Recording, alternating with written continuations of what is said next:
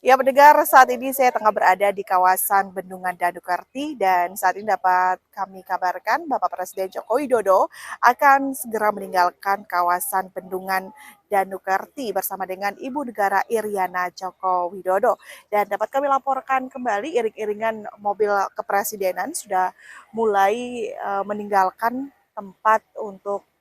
bisa melanjutkan agenda selanjutnya, mendengar, dan dapat kita saksikan bersama Bapak Presiden Joko Widodo dan Ibu Iriana Joko Widodo sudah mengambil tempat dan juga sudah diawasi dan juga dijaga ketat oleh pasukan pengamanan presiden atau Pas Pampres.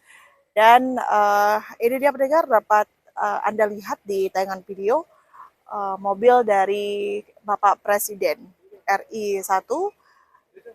Bapak Joko Widodo dan Ibu Riana Joko Widodo tengah melambaikan tangan kepada Pak Jokowi dan Ibu Iriana sudah kembali mengambil tempat dan kembali ke agenda selanjutnya pendengar.